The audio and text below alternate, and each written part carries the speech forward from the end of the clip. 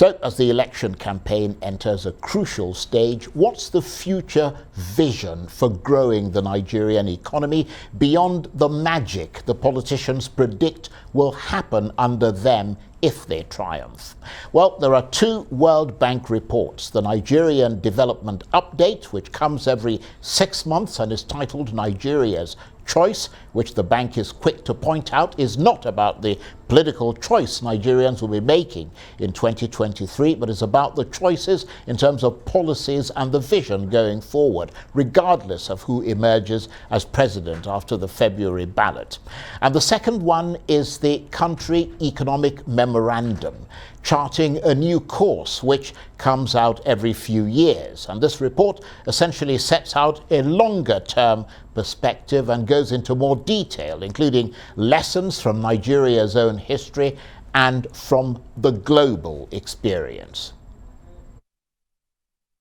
Well, to help us understand all this, who better to bring in than the World Bank's country director for Nigeria, Shubham Chaudhuri, and he joins me now in the studio. Thank you very much indeed for coming in. Thank you for having me. How would you define the kind of relationship the World Bank has with Nigeria? I mean, you've spoken about wanting to be seen as a trusted partner, but is that really what you are? Are you more of a dictator telling Nigeria what it must do in order to get your support? Well, to be honest, I aspire at a personal level to be a trusted partner. That's what brought me to the World Bank. You know, I was an academic before. I joined the bank because I saw the potential it has to be a trusted partner. But if we were to be a dictator, that would mean that we could dictate what policies that Nigeria chooses, the programs that Nigeria implements. But aren't those the conditions that you give for giving a loan or giving assistance? I mean, if you want assistance, then you've got to toe this line, basically. It depends on the situation. Right. Our basic aim is to help Nigeria make progress towards Nigeria's own aspiration of lifting 100 million Nigerians out of poverty. And that's the mission that we've embraced as an organization, and that's the mission that our shareholders, including Nigeria, expect us to follow. So we provide concessional financing, we provide ideas, our analysis, and yes, it is true that the choice will always be Nigeria's, and we also have to remain true to that mission. So the way I would put it is that we make suggestions about where we think the support, our ideas, can help Nigeria make progress. There will be differences of opinion. Often there'll be, reasonable people can differ on the sequencing of programs, on what exactly the priorities should be in this case, and we respect that. And that's where, that's the difference between us and a dictator, as you said. But at the end of the day, we also have to make our judgments that if we are providing scarce concessional financing, we really do have to stand by that and say, yes, we believe this will help make progress. In that respect, I imagine that Nigeria's political circumstances are important to you, including the prospect of a free and fair election and potentially who might emerge from that process and what sort of background they have. I think the political process itself, we leave to Nigerians first and foremost, but also the range of other international partners, who are here to help Nigeria ensure that the process is robust, working with INEC and others. From our perspective, you emphasized, and I tried to make clear, the title of our report was Nigeria's Choice in terms of policies. Our hope is that, and to a certain extent, if you look at the platforms of the parties, there seems to be a consensus. Our hope is that whoever wins the election will agree that there are certain basic steps, that choices that Nigeria needs to make, for the simple reason that Nigeria has tremendous potential, but it has not been realized for a long while now. And one of the things we say in our report, it is at a critical juncture, which means that if these choices get postponed further, there is a risk that things start to fall apart. That's a very good point, and that's a very important point to make. So in that regard, let's look at those reports that you've released. The first one is a sort of development update, which you call Nigeria's choice. You were just talking about it. But it's not about a political choice. It's more about policies and a vision. Tell us more. So if you look at, let's actually, if you would allow me, begin with a 4-decade perspective. Sure. Go back to 1980 or even earlier, 1970. There's one chart that you will see in our report that is one of my favorite charts because it's what brought me to Nigeria.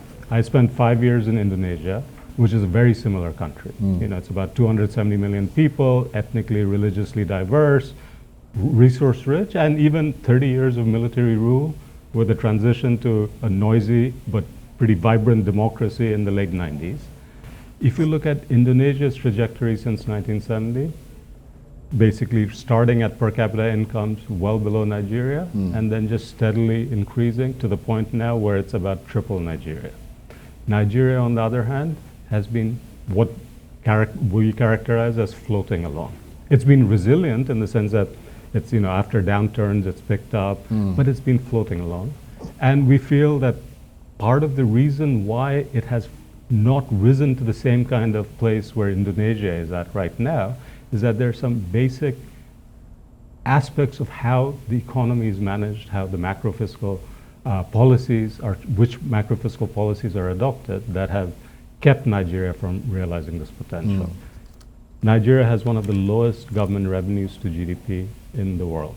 In fact, third lowest in the world. And that has meant that what government is able to spend on basic things like investing in its people, in children, building basic infrastructure, right? Things that any country needs to make, you know, lift people out of poverty and make lives better for everyone. The government has not been able to do that. So at a core, whatever the intentions of political leaders are, unless you have the resources to, and then you spend well, you know, you actually deliver, you're not going to be able to deliver those. So I that's think what most we're saying. Nigerians would agree with you. I mean, that's precisely one of the reasons why they're trying to see change happen to their country. But what is the big theme that runs through these two reports? What is the motivating factor there? We're trying to just say that, look, these are things that, in fact, many Nigerians I speak to agree should be done. We're trying to find ways of putting it in a context, putting it in a global perspective that I think will help put together, at least get a conversation about the package of programs. If we can just start with the thing that business as usual cannot continue, right? So then let's talk about what is business unusual. So we have a very specific set of proposals you'll see in the reports. One, government just has to spend better. Spend better the resources it has. Instead of PMS subsidies, which could be as high as 6 trillion, put them towards primary health care, put them towards basic education, put them towards rural roads, put them towards energy access. You know, Nigeria is on the top of all the wrong league tables, has the highest number of out-of-school children, highest number of people without energy access. Those resources could be used for that. But there hasn't been the trust between government and people. So most ordinary Nigerians would say, yeah, we know that, but if we remove PMS subsidies, it's not going to go into primary health care. And therefore, let's just stay with business as usual. And all we're saying at this point is, look, it doesn't have to be that way. Let's agree that PMS subsidies need to be removed, and let's talk about how they can be credibly, transparently, accountably put towards things that benefit the Nigerian people. I think that's very prudent advice, and if I might say so myself, and I'm sure a lot of people would agree with that, and a lot of people disagree with the way things have gone. But are you intrigued and puzzled by this country? Is it a country that's difficult to understand by you? Because, I mean, here you are making these recommendations, and you've been making it, I mean, you went back all the way to the 70s, into the 80s, the 90s. I mean, is it a difficult country to figure out? Not really, if I have to be entirely honest. You know, I'm from India. I've worked in Indonesia. these large, what I call noisy democracies, it's always hard to build a consensus. And I'm an economist, and economists often talk about this phenomenon of what's called tragedy of the commons, where everyone in a society or in a community knows what the right thing to do is, but it is not in anyone's individual private interest to do that unless they're confident that everyone else will also do it. So fishing communities, right? That's how fishing stocks get overfished, get depleted. Because instead of saying that, okay, I will fish less today, because that's how the fishing stock can be regenerated, you say, well, if I fish less today, but my neighbors don't, then I'm just worse off. And so that requires some sort of trust amongst all the people in a society, and in particular amongst the political elites. And that trust, and in every country, that's needed, right? My simple observation, I've worked in every country in Asia, is that the countries that have actually managed to get on this upward trajectory is where there was some seminal moment where there was that consensus. Where the lights came on. Amongst the political elites. And they were able to communicate that to the public at large, that look, if we trust each other to collectively, to each do the right thing, we will all be better off. Right. And that's the difference right now, that there isn't necessarily, there's a consensus about what needs to be done, but there isn't necessarily the trust that everyone else will do it. Well, in that context, what are you then projecting for Nigeria's growth going forward? Because in your presentation and even here, you suggested that this is a country that's floating along. I mean, what does that mean? Is there a threat to growth in the country? Is GDP likely to decline? I don't think for example, in 2023, we think GDP will continue to grow, but barely at pace with population growth, okay? So that's when macroeconomists make projections, it's always, it's very hard to do, first of all, but it's always a sense of, okay, what's the most likely outcome? And we call that the modal kind of projection. But then you think about what are the other scenarios that are possible and what could trigger those scenarios, right? So our modal projection for 2023 is, in fact, Nigeria will continue to kind of float along at a rate of economic growth that's barely outpacing population growth. So which means if there's any other shock that happens, if there are floods again, or if oil prices again go up, or if there's scarcity from some other source, things could go down again. So it's all a matter of risks. Let me give you a medical analogy, which is if someone's been, not living very healthily, okay, and the doctor keeps saying, look, you better watch it, it's time to kind of, maybe you're eating too many cakes, or too much cholesterol, please, the person, as long as they don't feel it, right, it's not that we can predict that next day they're going to have a heart attack, right, but the chances are growing, and something could trigger it.